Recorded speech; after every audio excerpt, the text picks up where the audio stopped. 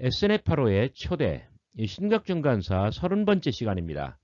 사두개파, 바리새파는 그냥 담백하게 소개하고 말았죠. 그런데 왜 SNF파의 경우는 특별하게 여러분들을 제가 초대하는 걸까요? 그것은 기독교가 SNF파와 아주 끈끈한 유전적 관계를 유지하기 때문에 그렇습니다. Genetic link, 유전적 관계, 그렇습니다. 기독교와 SNF파 사이에는 이런 관계가 성립됩니다. 사두개파는 예수님과 비교적 느슨한 적대 관계를 유지했죠. 그런데 비해서 바리새파는 기독교 정체성 확립에 영향을 끼칠 만큼, 크게 영향을 끼칠 만큼, 그만큼 기독교 기원에 결정적인 영향을 끼칩니다. 그럴 만큼 철천지 적대 관계에 놓여 있었습니다.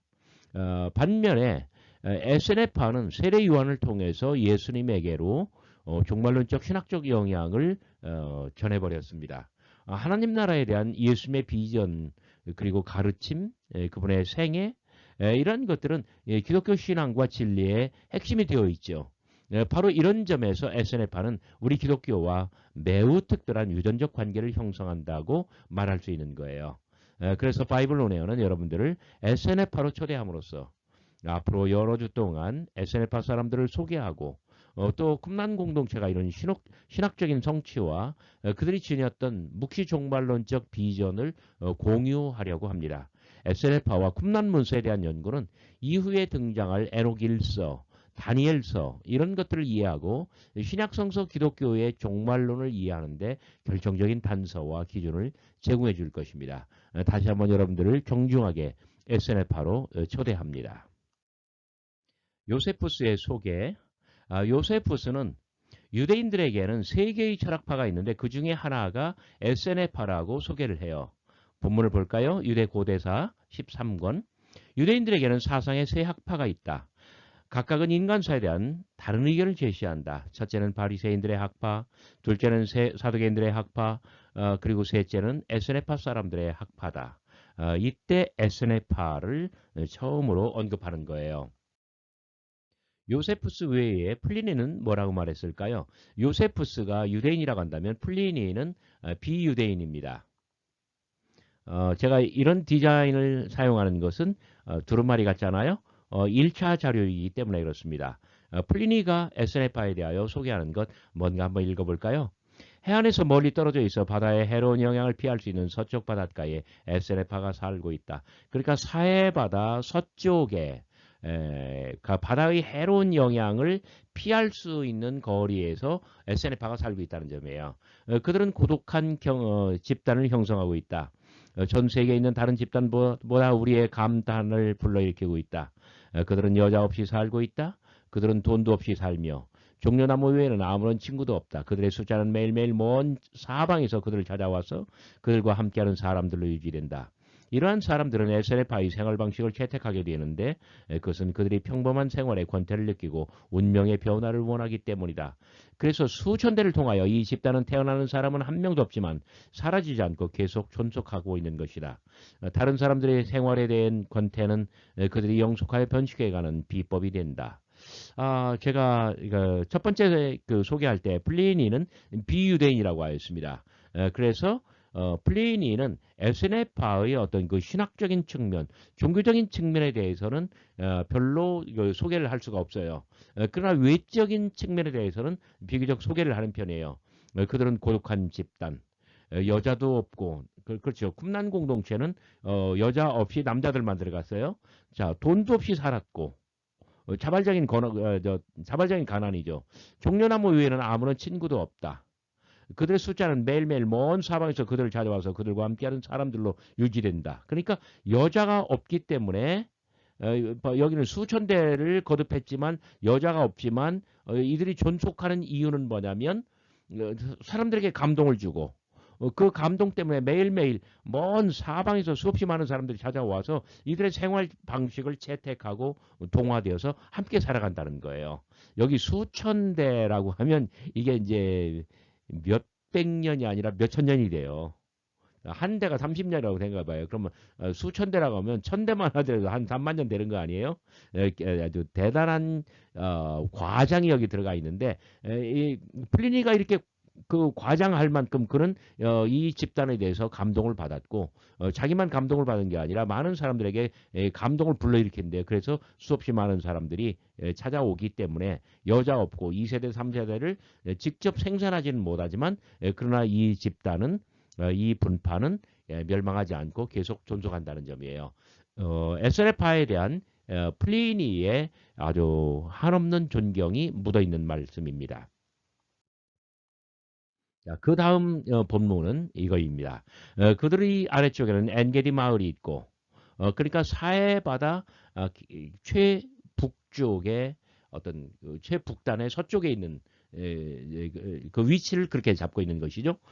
그 마을의 비옥함과 종려 숲은 옛날에는 예루살렘에만 뒤떨어져 있었다. 아마 여리고를 잘못 기록한 것 같아요. 왜냐하면 예루살렘에는 이 종려나무 숲이 없잖아요. 그러나 지금은 잿더미가 남아있을 뿐이다. 그 다음에는 사에서 그리 멀지 않은 바위돌 위에 마사다 성체가 세워져 있다. 그리고 유대의 국경선이 있다. 자, 그 본문이 길어서 두 개의 두루마리에 제가 담았습니다. 자, 플리니는 언제 사람입니까? AD 68년, 그러니까 기원 후 1세기 68년 베스파시안과 함께 팔레스타인에 왔고 77년 내추럴 히스토리, 이 자연사, 자연의 역사, 자연사를 저술했는데 그 중에 나오는 이야기예요. 플리니의 내추럴 히스토리 제5권 17번 그리고 4절입니다. 그러니까 이 플리니의 연대는 대략 마가복음 전후로 보시면 돼요.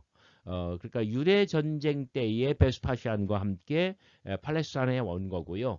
마가복음이 70년에 나왔다면 조금 후에 이렇게 나왔고, 그리고 SNF파에 대해서 비교적 한두 세대 후에 그렇게 기록한 것으로 보시면 좋을 것 같습니다.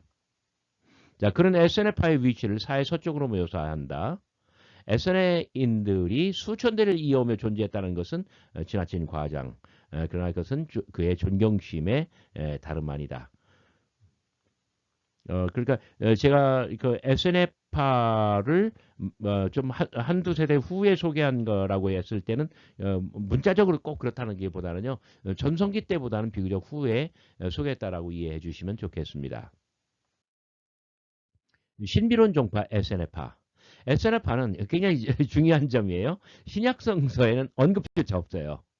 랍비문에도 존재하지 않아요. 그러나 역설적인 점은 뭐냐면 다른 분파에 비해서 가장 자세히 알려졌다는 점이에요.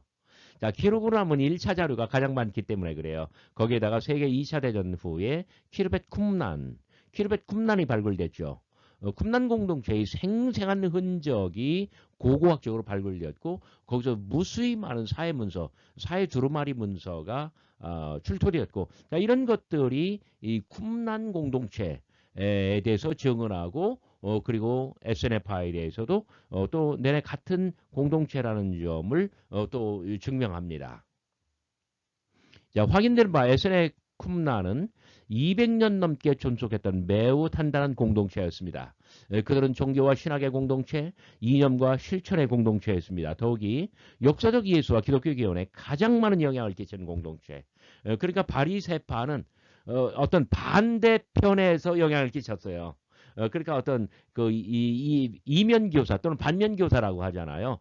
저렇게 하면 안 돼. 자, 이런 점에서 바리새파는 기독교 기원에 영향을 끼쳤다고 한다면 SNF파와 쿰난 공동체는 뭐 동일 집단이지만 그러나 그들은 내면적으로 어떤 유전자를 전달해 주었다는 점을 여러분들 기억해 주시기 바랍니다. SNF파의 1차 자료로는 조금 아까 읽은 플리니, 그 다음에 파일로, 필로 또는 필론 이렇게 읽죠. 그 다음에 플라비우스, 요세푸스, 그러니까 플리니, 필로, 요세푸스 이렇게 3자가 가장 중요해요.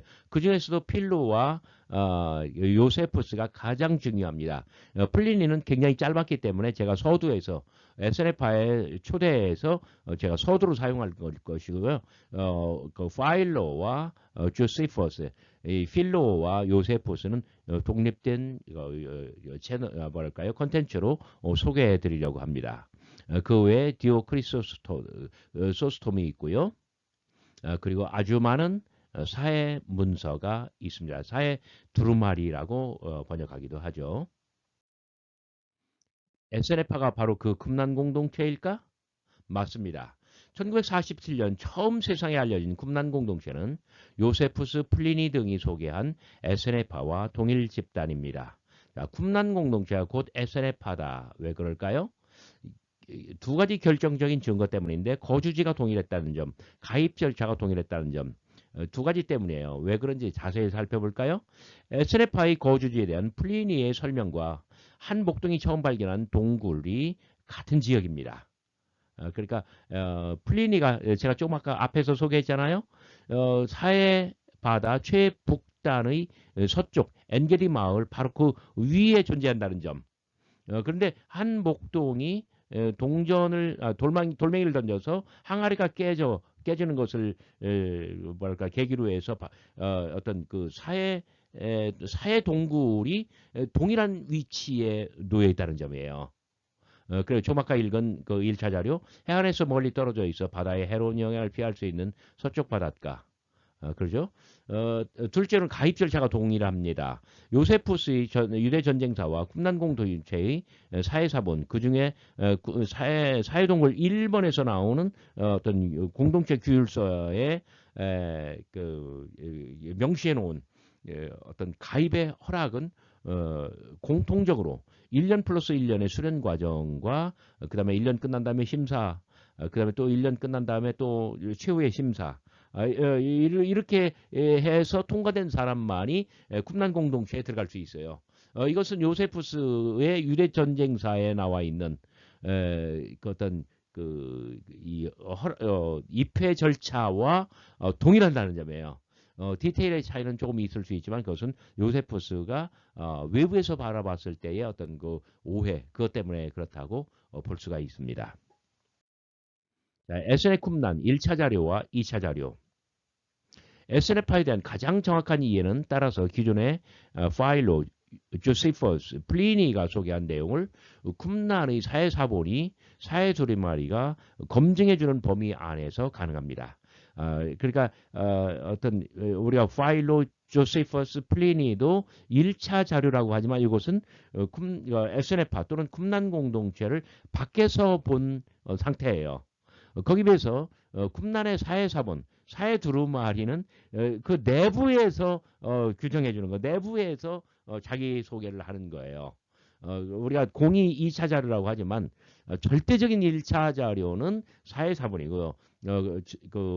파일로 요세푸스 플리니는 약간 2차 자료의 성격인 셈이죠. 왜냐하면 이 세 사람 다 쿰란 공동체 내지는 SNF 사람 자신은 아니었으니까요.